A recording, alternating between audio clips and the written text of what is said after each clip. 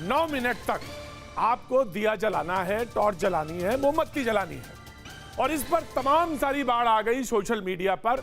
किसी ने कुछ कहा, किसी ने कुछ कहा। एक ने कहा कि मोमबत्ती जलाने से क्या होगा, किसी ने कहा दिया जलाने से क्या होगा। बात यहीं तक नहीं रुकी।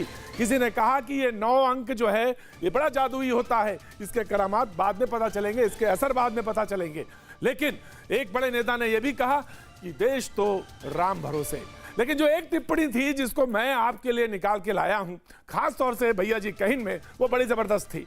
ट्विटर पे किसी ने लिखा कि आंवले का स्वाद का, आंवला जब आप खाते हैं तो उसके स्वाद का और बड़ों की बात का असर बाद में पता चलता है। तो हुजूर भैया जी कहिन में आपका स्वागत है। बातचीत के सिलसिले को शुरू करेंगे और जो मेहमान हमारे साथ मौजूद होंगे उनसे हम तारुफ कराएंगे। जी हां, 647 मामले तबलीगी जमात से, वो भी एक बड़ा गंभीर मसला। लेकिन साथ में विपक्ष है, कुछ सवाल पूछ रहा है। सवाल पूछने का पूरा हक, देश को जानने का हक कि आखिर क्या कैसी प्रिपेयर्डनेस है। और ये सारे तमाम सवालों को लेकर आज हम मौजूद हैं। जो नेता हमारे साथ मौजूद हैं उनसे हम तारुफ आपका कराएं। बबीता फोगाट ओलंपियन हमारे साथ मौजूद हैं, कॉमनवेल्थ गोल्ड मेडलिस्ट हैं, आज हमारे साथ जुड़ रही हैं, बहुत बहुत शुक्रिया। तारिक फतेह साहब पाकिस्तानी मूल के लेखक हैं, हमारे साथ जुड़ रहे हैं, बहुत बहुत शुक्रिया जनाब, बहुत बहुत शुक्रिया।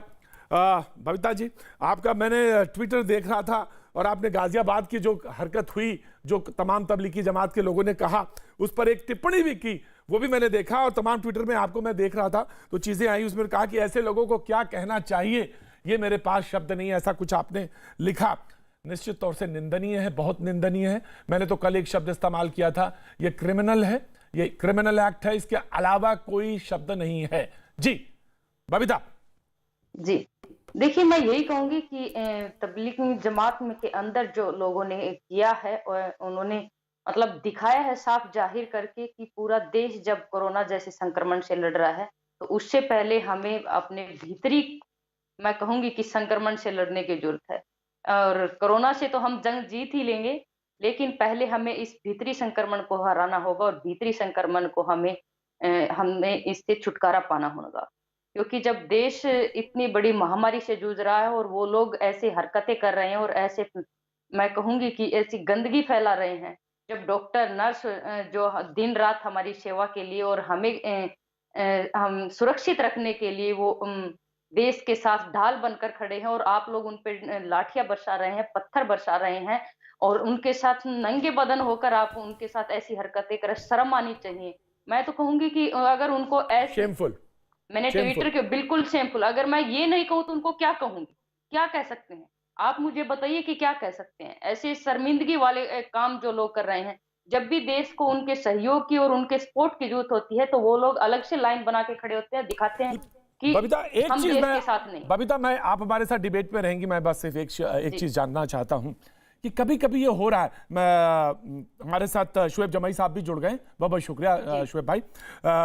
बबीता जी, हो ये रहा है कि किसी ने मुझसे ये कहा, ये सवाल पूछा कि भैया जी कहीं मैं आपका प्रोग्राम देखते हैं, आप इतने सालों से प्रोग्राम ये कर रहे हैं टेलीविजन पे, आप जब ये एक स्टेटमेंट दे देते हैं तो हर्ट हो जाते हैं बहुत तमाम और भी लोग, वो लोग हर्ट हो जाते हैं जो पाबंद लोग हैं, आपकी बात मानते हैं, आपकी बात सुनते हैं, तो आप सारे लोगों को घेर लेते हैं। ये इससे कभी कभी ऐसा लगता है कि आप तमाम सारे जमात के चक्कर में आप तमाम सारे मुसलमानों को कह देते हैं, ये थोड़ा हर्ट हो जाता है, ऐसा ना हो, ये इसका ध्यान रखा जाना चाहिए। जी देखिए, मैंने सारे मुसलमानों का जिक्र नहीं किया इसके अंदर, और मैं इतना ही मैंने कहा है कि जिन लोगों ने ऐसा किया है उन लोगों को और मैं क्या बुला सकती हूँ, मैंने ऐसा बोला नहीं, उनके लिए तो बिल्कुल सही है, उनके लिए तो मैंने एक ही शब्द इस्तेमाल किया, उनके ऊपर मुकदमा होना चाहिए, क्रिमिनल एक्ट है, उनको जो कड़ी से कड़ी सजा हो हमारे कानून की किताब में उनको दी जानी चाहिए। एक चीज और मैं कहना चाहूंगी कि जब देश को उनके सहयोग की जरूरत होती है, उनके सपोर्ट की, तो जिन लोगों ने ऐसा नहीं किया कम से कम उन लोगों को बोलना तो चाहिए कि हम लोग देश के साथ खड़े हैं और जिन लोगों ने ऐसी गलती की है हम उनको कड़ी से कड़ी सजा दिलवाएंगे और सरकार को कठोर कदम, ये बहुत अच्छा पॉइंट है आपका बबीता, इसको मैं अप्रिशिएट करता हूं। एक स्पोर्ट्समैन होने के नाते जो आपने ये बात कही है, स्पोर्ट वुमेन होने के नाते ये जो बात आपने कही, खिलाड़ी होने के नाते, ये बड़ी बात है कि जज्बे के साथ कम से कम खड़े तो हो।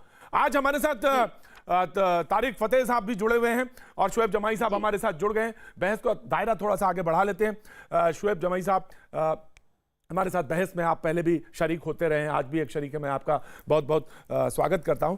लेकिन आज बड़े शर्मिंदा के साथ, बड़ी शर्मिंदगी के साथ ये बात अल्फाज इस्तेमाल करना पड़ता है कि जो तबलीगी जमात ने किया, आप कह रहे थे कि 100 साल के इतिहास में कभी भी आपको कोई घटना नहीं मिलेगी। आज 647